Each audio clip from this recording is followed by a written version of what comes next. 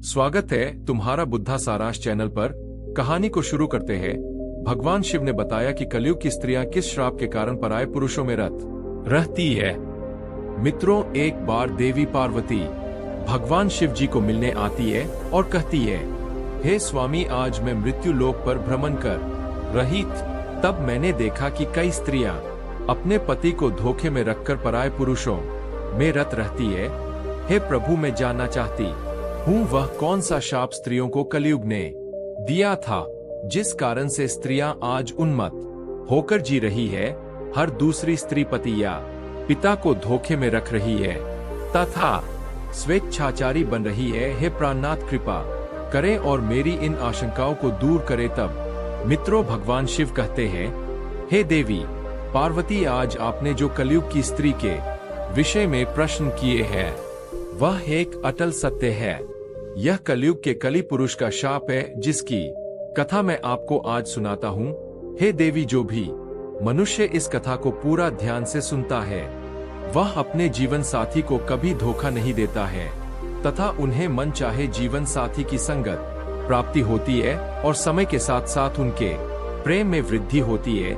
हे देवी पार्वती, मेरा आपसे निवेदन है, आप इस कथा का श्रवण और प्रसार अवश्य करें ताकि हर एक पति पत्नी के बीच प्रेम और स्नेह की कभी कमी ना हो और वे हमेशा एक दूसरे के प्रति एक निष्ठ काम भाव रखें। मित्रों, भगवान शिव कहते हैं, हे देवी पार्वती, यह एक सत्य घटना पर आधारित कथा है जो कि आज से 5000 साल पुरानी है। जब कलयुग शुरू हो रहा था, निषेध देश के वीरसेन पुत्र नल नाम के एक राजा थे।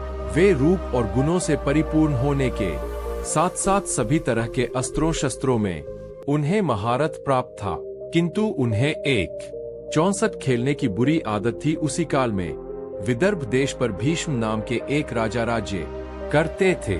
उन्होंने दमन ऋषि को प्रश्न कर उनसे वरदान के रूप में 4 संतान प्राप्त की थी, जिसमें से 3 पुत्र और 1 कन्या थी। पुत्रों के नाम थे दमदांत, दमन, और पुत्री का नाम था दमयंती। व देवी लक्ष्मी के समान रूपवती थी। ऐसा भी माना जाता है कि उस समय तीनों लोकों में दमयंती के समान कोई भी कन्या सुंदर नहीं थी।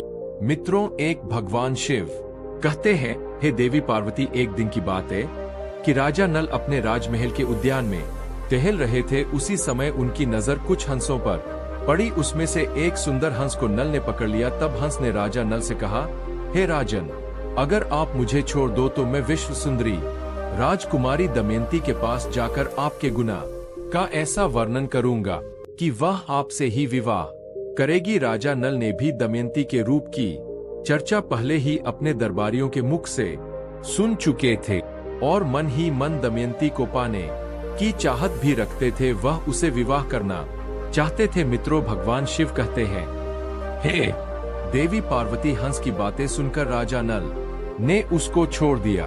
इसके बाद वे सभी हंस उड़कर राजकुमारी दमयंती उद्यान में चले आए।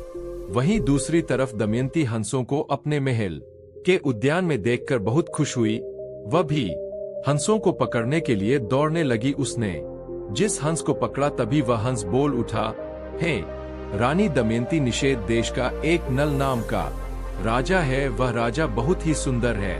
मनुष्यों में उसके समान सुंदर और कोई भी नहीं। वह मानो साक्षात कामदेव का ही स्वरूप हो। यदि तुम उनसे विवाह कर लो तो तुम्हारा जन्म और रूप दोनों ही सफल हो जाएगा। जैसे तुम स्त्रियों में सबसे रूपवती हो, वैसे ही राजा नल पुरुष में सबसे सुंदर है। तुम दोनों की जोड़ी उत्तम रहेगी। हंसों की यह बातें सुनकर दमयंती के मन में भी राजा नल से मिलने की लालसा जाग उठी। इसके बाद दमयंती ने कहा, प्रिय हंस, तुम राजा नल तक मेरा प्रेम संदेशा पहुंचा दो। मित्रों, भगवान शिव कहते हैं, हे देवी पार्वती, फिर हंस ने लौटकर राजा नल को दमयंती का संदेशा भी दिया। इधर दमयंती दिन रात राजा नल का ही ध्यान करती रहती है। वह उनसे मिलने को व्याकुल हो रही थी, लेकिन उसे समझ में नहीं आ रहा था कि वह कैसे उनसे मिलकर अपने दिल की बात करें। नल के वियोग में दमयंती का शरीर और दुबला होता गया। वह कमजोर सी दिखने लगे। फिर कुछ दिनों के बाद राजा भीष्म ने सोचा कि मेरी पुत्री विवाह योग्य हो गई है, तथा दमयंती के पिता ने उसके स्वयंवर का आयोजन किया, जिसमें सभी देशों के राजा को स्वयंवर के लिए बुलाया गया। स्वयंवर का निमंत्रण में लेने के बाद सभी देश के राजा वहां पहुंचने लगे। उधर जब देवर्षि नारद से सभी देवताओं को भी दमयंती के स्वयंवर का समाचार मिला तो इंद्र और सभी लोकपाल विदर्भ देश के लिए निकल पड़े। राजा नल को भी संदेशा भेजा गया तो वे भी तुरंत ही दमयंती के स्वयंवर के लिए चल पड़े। मित्रों, भगवान शिव कहते हैं, हे देवी पार्वती, नल के रूप को देखकर इंद्र ने रास्ते में ही अपने विमान को खड़ा कर दिया। अपनी राह में राजा नल ने जब सभी देवताओं को देखा तो अपने रथ से नीचे उतरकर उन सबको प्रणाम किया। फिर इंद्र ने राजा नल से कहा, हे वत्स राजन नल, आप बहुत रूपवान और गुणवान हैं। कृपा करके आप हम लोगों के दूत बन जाइए। आप हमारे दूत बनकर दमयंती के पास जाएं और कहे कि इंद्र, वरुण, अग्नि, कुबेर और यम देवता तुम्हारे पास आकर तुमसे विवाह करना चाहते हैं। इनमें से तुम जिसे चाहो उस देवता को अपना पति स्वीकार कर लो। मित्रों, यह सुनने बाद नल ने दोनों हाथ जोड़ते हुए देवताओं से कहा, हे प्रभु, मैं एक दूत बनकर वहां कैसे जा सकता हूं, जबकि मेरा और आप लोगों का वहां जाने का एक ही उद्देश्य है। इसीलिए मैं आपका दूत बनकर वहां नहीं जा सकता। आप लोग कृपया इस विषय में मुझे क्षमा कीजिए। तब देवताओं ने कहा, हे नल, तुम देवताओं का कहा टाल रहे हो? फिर सोच लो। इंद्र की ऐसी कठोर वाणी सुनकर राजा नल देवताओं के दूत बनने को तैयार हो गए और उन्होंने इंद्र की आज्ञा से राजमहल में प्रवेश किया। तब दमयंती और उसकी सहेलियां भी नल के रूप को देखकर मुग्ध हो गई और शर्म के मारे कुछ न बोल पा रही थी। तब नल ने कहा, मैं यहाँ देवताओं का दूत बनकर आया हूँ। हे दमयंती, स्वर्ग के देवता तुम्हारे साथ विवाह करना चाहते हैं। तुम किसी भी एक देवता को चुन लो और विवाह कर लो। यही संदेश लेकर मैं तुम्हारे पास आया हूँ। ताव के प्रभाव से मैंने तुम्हारे महल में प्रवेश किया था, इसलिए मुझे कोई देख नहीं पाया। मैंने तुमसे देवता का संदेश कह दिया है। अब तुम्हारी जो इच्छा हो वो करो। तब मित्रों, भगवान शिव कहते हैं, हे देवी पार्वती, दमयंती ने बड़ी ही श्रद्धा के साथ देवताओं को प्रणाम किया और मंद मुस्कान के साथ कहा, स्वामी, मैं तो आपको ही अपना सर्वस्व मानकर खुद को आपके चरणों में सौंपना चाहती हूँ। जिस दिन से मैंने हंसों की बात सुनी है, तब से मैं आपके लिए व्याकुल हूँ। आपके लिए ही मैंने राजाओं की भीड़ इकट्ठी की है। यदि आप मुझ दासी की प्रार्थना अस्वीकार कर देंगे तो मैं जहर खाकर मर जाऊंगी।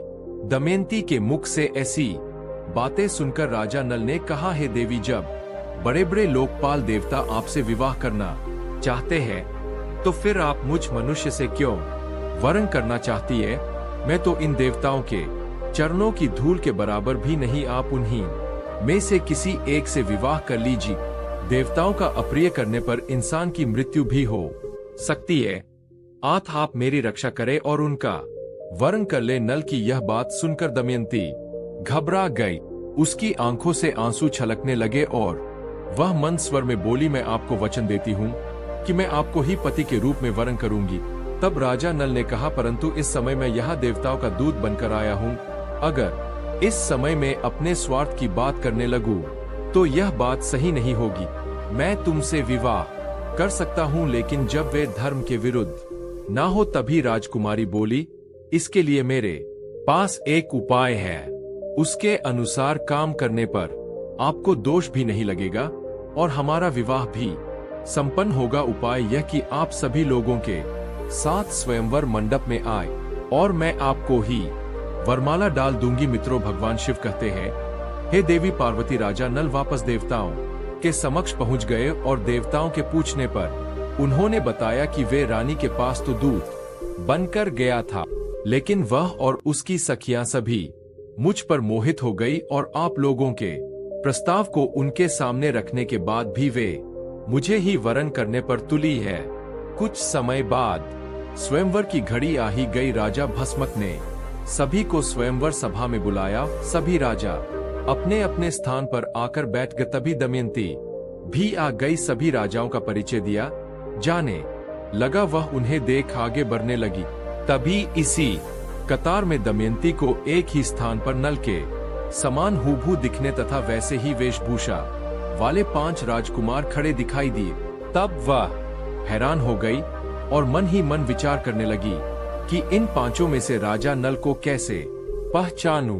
तभी वह समझ गई कि यह देवताओं की माया है और अंत में दमयंती ने निश्चय किया कि इस समस्या से बाहर निकलने के लिए वह देवताओं से ही सहायता मांगने लगी और अपने हाथ जोड़कर देवताओं की स्तुति करने लगी और कहने लगी, हे देवताओं, हंस के मुंह से नल का वर्णन सुनकर मैंने उन्हें ही पति के रूप में वर्ण कर लिया था और उसी को पाने के लिए मैंने यह स्तुति शुरू की है। कृपा करें आप लोग अपने साक्षात रूप में प्रकट हो जाए जिससे मैं राजा नल को पहचान सकूं। देवताओं ने प्रसन्न होकर उसे ऐसी शक्ति दी जिससे वह देवता और मनुष्य में अंतर कर सके।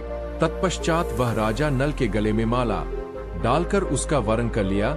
मित्रों, भगवान शिव कहते हैं, हे देवी पार्वती, स्वयंवर पूरा होने के बाद देवता वापस स्वर्ग की ओर जा रहे थे। उस समय उनकी मार्ग में ही कलयुग और द्वापर से भेंट हो जाती है।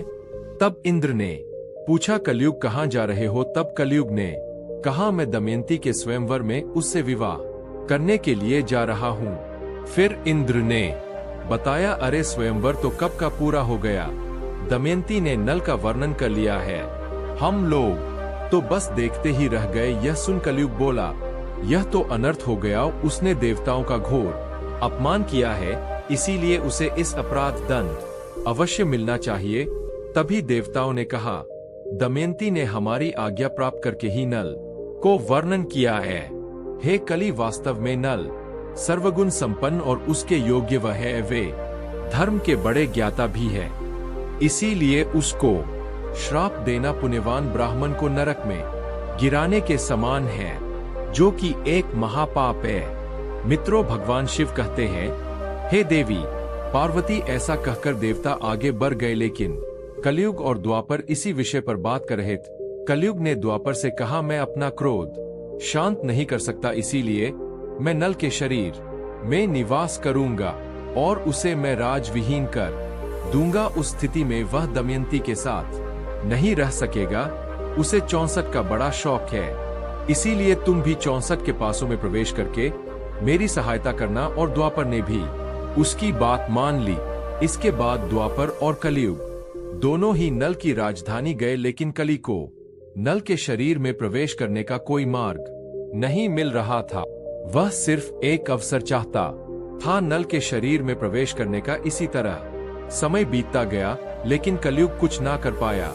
फिर 12 वर्ष पश्चात एक दिन राजा नल संध्या के समय लघु शंका से निवृत्ति होकर बिना हाथ पैर धोए भोजन करने को बैठ गए। यह अपवित्र अवस्था देखकर कलयुग उनके शरीर में प्रवेश कर गए। वहीं कलयुग दूसरा रूप धारण कर उनके भाई जो अलग रहकर अपना राज्य चलाते थे पुष्कर के पास गए और उसने कहा, तुम नल के साथ 64 खेलों में वचन देता हूँ, मैं निश्चित रूप से उसका राज्य जिताने में तुम्हारी मदद करूंगा। पुष्कर ने कलयुग की बात मान ली और नल के पास शीघ्र ही चला आया। जब पुष्कर ने राजा नल को जुआ खेलने के लिए ललकारा तो राजा नल दमयंती के सामने उसकी ललकार सह ना सके। मित्रों, भगवान शिव कहते हैं, हे देवी पार्वती, राजा नल ने चौस खेलने का निश्चय किया। फिर खेल प्रारंभ हुआ। उस समय नल के शरीर में कलयुग प्रवेश कर चुका था और पासों में टवा पर था, इसीलिए नल जो कुछ भी जुए में लगाते वह हार जाते। प्रजा और मंत्रियों ने राजा को रोकना चाहा, लेकिन वे सब कुछ हारने तक नहीं रुके। जब मंत्रियों ने रानी तक राजा को रोकने का संदेश पहुंचाए, तब दमयंती ने राजा नल से कहा, हे स्वामी, आपकी सारी प्रजा आपके दुख के कारण अचेत हुई जा रही है। इतना कहकर दमयंती भी रोने लगी, लेकिन राजा नल कलयुग के वश में होने के कारण उसकी एक बात भी नहीं सुन रहे थे और जुआ खेलते रहे। द्वापर का पासुओं पर नियंत्रण था, इसलिए राजा नल जो भी पासे फेंकते थे उनके प्रतिकूल ही पड़ते। जब दमयंती ने यह सब देखा तो राजा नल के सारथी को बुलाकर बच्चों को रथ में बिठाकर कुंडी नगर को भेज दिए। इसके बाद पुष्कर ने राजा नल का सारा धन 64 में जीत लिया और बोला, क्या तुम्हारे पास दांव पर लगाने के लिए कुछ और भी है? अगर तुम दमयंती को दांव पर लगाने के लायक समझो तो उसे भी लगा सकते हो, बदले में मैं सब कुछ वापस लौटा दूंगा। लेकिन राजा नल ने दमयंती को दांव पर नहीं लगाया। मित्रों, 64 में सब कुछ हारने के बाद राजा नल और दमयंती जंगल जंगल भटकने लगे तो उन्हें भोजन तक नसीब नहीं होता था। एक दिन राजा नल ने देखा कि कई पक्षी उनके पास आकर बैठ गए। उन पक्षियों के पंख सोने के समान चमक रहे थे। नल ने सोचा कि अगर मैं इन पक्षियों के पंख प्राप्त कर लूं, तो इनसे कुछ धन मिल सकता है। ऐसा सोचकर उन्हें पकड़ने के लिए नल ने उन पर अपने पहने हुए वस्त्र डाल दी, लेकिन पक्षी उनके वस्त्र भी लेकर उड़ गया। असल वे में पक्षी नहीं थे। राजा के पास जो राजसी वस्त्र थे वे कलयुग पक्षी बनकर उसे भी छीनने को आया था। नल अब नंगे होकर बड़ी ही खिन्नता के साथ ऊपर देखता हुआ रह गए और मायूस होकर वह दमयंती के पास पहुंचा और उसे सामने के मार्ग दिखाने लगा। दमयंती, तुम देख रही हो यहाँ बहुत से रास्ते हैं, अवंती की ओर जाता है, दूसरा पर होकर दक्षिण देश को सामने विंध्याचल पर्वत है, यह पियोशनी नदी समुद्र में मिलती है और यह कौशल देश का मार्ग है। राजा नल का दुख और लाचारी देखकर दमयंती आंसुओं से भर गई। नल से कहा, क्या आपको लगता है कि मैं आपको छोड़कर अकेली कहीं जा सकती हूँ? मैं आपके साथ रहकर ही आपके दुखों को बांटना चाहती हूँ। दुख में आपका साथ देना मेरा पहले धर्म है। ऐसा कहकर नल के मन के दुखों को हल्का कर देती है। उस समय नल के शरीर पर एक भी वस्त्र नहीं था और ना ही जमीन पर सोने या बैठने के लिए कोई वस्त्र था। मित्रों, भगवान शिव कहते हैं, हे देवी पार्वती, नल और दमयंती के साथ कलयुग ने अपना क्रोध इस प्रकार से निकाला। फिर संध्या समय वे दोनों वहीं पर ही सो गए। कुछ समय बाद नल गहरी सोच में पड़ गए और मन ही मन कहता है कि यह मुझसे बड़ा प्रेम करती है, प्रेम के कारण ही उसे इतना दुख झेलना पड़ रहा है। फिर राजा नल ने सोचा कि इसे छोड़कर चला जाऊं तो संभव है कि इसे इन दुखों से राहत मिल जाए और यह चलते चलते अपने पिता के राज्य को चली जाए। यह सोचकर उसने दमयंती की साड़ी को फाड़कर अपना शरीर ढक लिया। दमयंती गहरी निद्रा में थी और नल उसे छोड़कर निकल गए। दरअसल शरीर में कलयुग का प्रवेश होने के कारण राजा नल की बुद्धि नष्ट हो गई थी, इसीलिए वे अपनी पत्नी को वन में अकेला छोड़कर वहां से चले गए। जब दमयंती की नींद टूटी तब उसने देखा कि राजा नल वहां नहीं है। यह देख वह चौंक गई और राजा नल को पुकारने लगी। जब दमयंती को राजा नल बहुत देर तक दिखाई नहीं पड़े तो वह जोर जोर से रोने लगे और भटकती हुई जंगल के बीच पहुंच गई। वहां एक बड़े से अजगर ने दमयंती पर हमला कर दिया और दमयंती चिल्लाने लगी। तब उसके स्वर एक व्याध के कान में पड़े। वह उधर ही घूम रहा था। वह दौड़कर वहां आया और यह देखकर कि दमयंती को अजगर निगल रहा है, तभी शिकारी ने तेज बाणों से उस अजगर का मुंह चीर डाला। फिर उसने दमयंती को अजगर से छुड़ाकर सहारा देकर भोजन करवाए। तत्पश्चात, तुम कौन हो, किस कष्ट के कारण इस निर्जन वन में भटक रही हो, ऐसा पूछा। मित्रों, दमयंती की सुंदरता चाल देखकर वह व्याध उस पर अत्यंत मोहित हो चुका था। वह दमयंती से मीठी मीठी बातें करके उसे अपने वश में करने की कोशिश करने लगा। दमयंती को उसके मन के भाव समझ गए। उसने उसकी वासना को बहुत रोकना चाहा, लेकिन जब वे किसी भी प्रकार से नहीं माना तो उसने उसे शाप दे दिया कि मैंने राजा नल के अलावा किसी और का भी चिंतन कभी नहीं किया, और अगर यह सत्य हो तो यह व्याध अभी भस्म होकर मर जाए। यह मेरा शाप है दमयंती के। इतना कहते ही व्याध के प्राण पखेरु उड़ गए। उसके मर जाने के बाद दमयंती इस निर्जन और भयंकर वन में खो चुकी थी।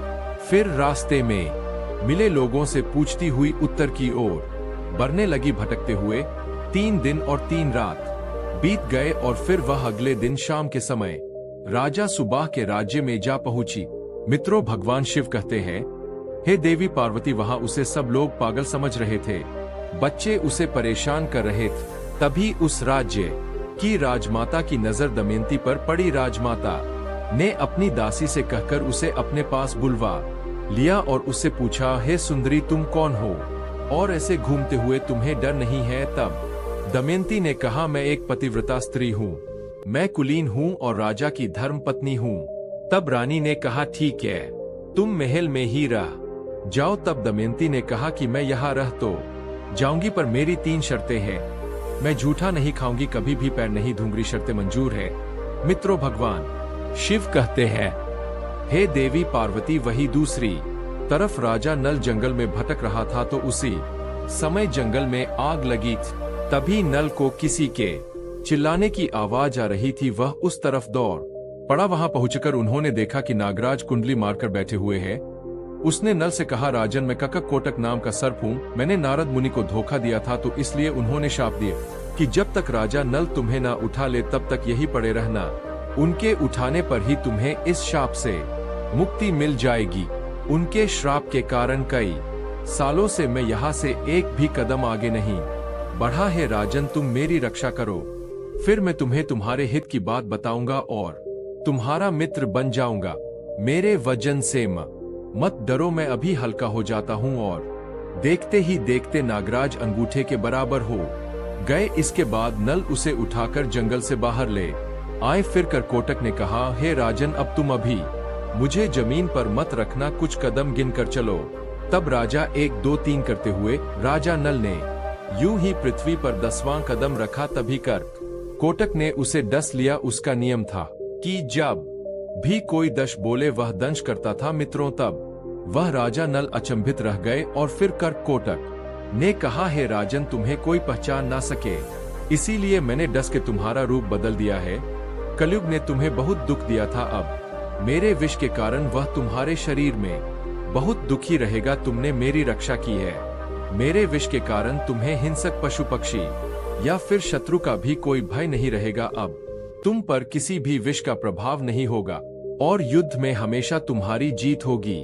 कर्क कोटक ने राजा नल को दिव्य वस्त्र भी दिए और फिर वहां से अंतर्ध्यान हो गए।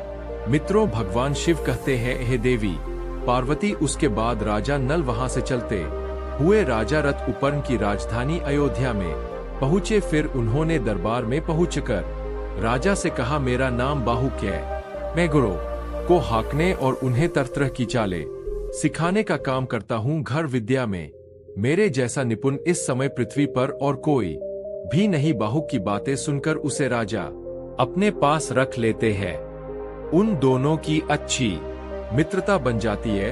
राजा नल ऋतुपर्ण को घर विद्या सिखाते हैं और ऋतुपर्ण नल को 64 का खेल सिखाते हैं। अब इसी तरह कुछ दिन बीत जाते हैं। मित्रों, उधर जब राजा विदर्भ को यह समाचार मिला कि उनके दामाद नल और पुत्री दमयंती राजपाट विहीन होकर वन में चले गए हैं, तब उन्होंने सुदेव नाम के एक ब्राह्मण को नल और दमयंती का पता लगाने के लिए 6 दिन रेश के राज्य में भेज दिया। उसने एक दिन राजमहल में दमयंती को देख ही लिया। उस समय राजा के महल में कोई धर्म कर्म का कार्य हो रहा था। दमयंती सुनंदा के साथ बैठकर वह कार्यक्रम देख रही थी। इस समय सुदेव दमयंती के पास गए और उससे बोला, मैं तुम्हारे भाई का मित्र हूँ, मैं तुम्हारे भाई की आज्ञा से तुम्हें यहाँ ढूंढने आया हूँ। तब दमयंती ने भी उसे पहचान लिया। वे सबका कुशल मंगल पूछने लगे और पूछते पूछते रो पड़ी। तब सुनंदा दमयंती को रोता देख घबरा गई और उसने अपनी माता के पास जाकर उन्हें सारी बात बताई। राजमाता तुरंत अपने महल से बाहर निकलकर आई और ब्राह्मण के पास जाकर पूछने लगी, हे सुदेव, यह किसकी पत्नी है, किसकी पुत्री है? अपने घर वालों से यह बिछड़ कैसे गई? तब सुदेव ने उनका पूरा परिचय राजमाता को दिया। इसके बाद सुनंदा ने अपने हाथों से दमयंती को स्नान कराया, जिससे उसकी बहू के बीच का लाल चिन्ह चंद्रमा के समाज प्रकट हो गए। उसके ललाट का वह दिल देखकर सुन व राजमाता दोनों ही रो पड़े, क्योंकि राजमाता दमयंती की मौसी थी और उसने यह बात उनसे छुपाई हुई थी। भगवान शिव कहते हैं, हे देवी पार्वती। फिर दमयंती अपने पिता के घर को चली जाती है और रोते हुए गिड़गिड़ा हुए उनसे प्रार्थना करती है वे उसके पति नल को ढूंढ ले। अपनी पुत्री की बात सुनकर राजा भस्मक सुदेव को बुलाते हैं और राजा नल की खोजने की योजना बनाते हैं। उस समय दमयंती सुदेव से कहती है, हे सुदेव, हो सके कि मेरे पति शर्म के मारे तुमसे ना मिले और गुप्त रहकर अपना जीवन व्याप कर रहे होंगे, तब तुम उनसे कहना कि वाह रे मेरे प्यारे छलिए, तुम मेरी साड़ी में से आधा वस्त्र फाड़कर चले गए। आपकी दासी उसी अवस्था में आपका इंतजार कर रही है। मित्रों, ब्राह्मण नल को ढूंढने निकल पड़े। बहुत दिनों के बाद एक ब्राह्मण वापस आए। उसने दमयंती से कहा, मैंने राजा ऋतुपर्ण के पास जाकर भरी सभा में आपकी बात दोहराई तो किसी से कुछ जवाब नहीं मिला, लेकिन जब मैं वहां से वापस आने लगा तब बाहुक नाम के एक सारथी ने मुझे एकांत में बुलाया। बाहुक शरीर से अत्यंत कुरूप और उसके हाथ छोटे छोटे थे। वह लंबी लंबी सांस लेकर रोता हुआ मुझसे कहने लगा, उच्च कुल की स्त्रियों के पति उन्हें छोड़ भी देते हैं तो फिर भी वे अपने शील की रक्षा करती है। क्या मति भ्रष्ट करने वाला पुरुष उस समय विपत्ति के कारण दुखी और अचेत था, इसीलिए उस पर क्रोध करना उचित नहीं। जब वह अपनी प्राण रक्षा के लिए जीविका चला रहा था तब पक्षी भी उसके वस्त्र लेकर भी उड़ गए। मित्रों, भगवान शिव कहते हैं, हे देवी पार्वती, जब ब्राह्मण ने यह बातें दमयंती से कहीं उसकी आंखों में आंसू भर गए। रोते हुए उसने अपनी माता को सारी बात बता। तब दमयंती की माता ने कहा कि यह बात वह अपने पिता से ना कहे, मैं सुदेव ब्राह्मण को इस काम के लिए भेजती हूँ। तब दमयंती ने सुदेव से कहा, हे सुदेव, आप जल्द से जल्द अयोध्या नगरी पहुँचे और वहां पहुंचकर राजा ऋतुपर्ण से कहना कि दमयंती फिर से स्वयंवर कर पति का चुनाव करना चाहे।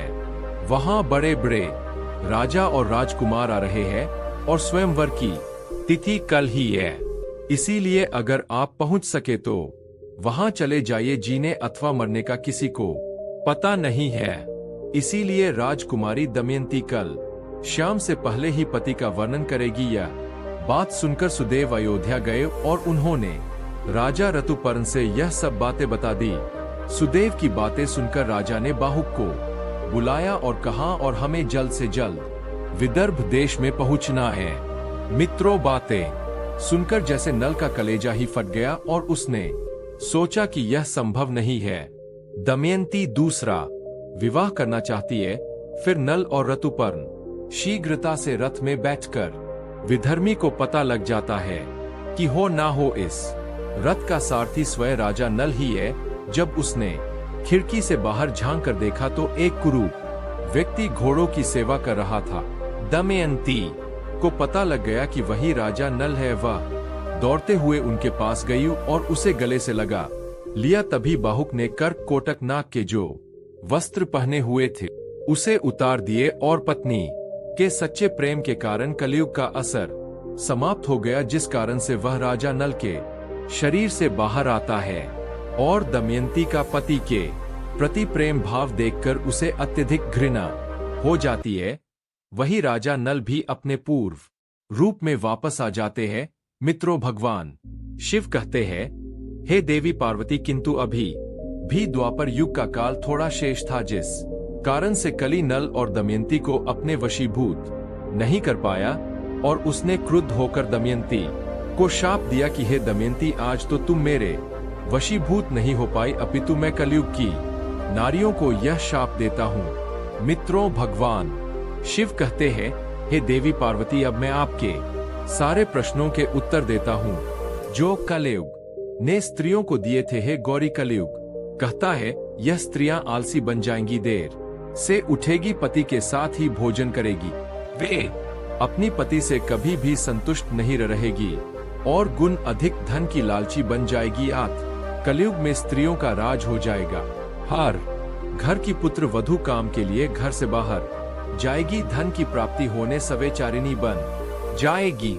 उन्हें पति से ज्यादा पराये पुरुष अधिक पसंद होंगे। वे सही समय पर विवाह नहीं करेंगी तथा स्त्री को जो मां बनने का वरदान मिला है उसका भी अपमान करेगी और स्वयं बच्चे को जन्म देना नहीं चाहेगी। है पार्वती, कलयुग की स्त्री कम वस्त्र परिधान करेंगी, उनका प्रेम भी झूठा होगा, बाल कटवाएगी, ठीक से बच्चों और परिवार की परवरिश नहीं करेंगी तथा अपने घर के वृद्ध लोगों को घर से बाहर निकाल देगी। हे गौरी कुंवारी कन्या जो कि स्वयं देवी का स्वरूप है, वह भी विवाह पहले गर्भवती हो जाएगी।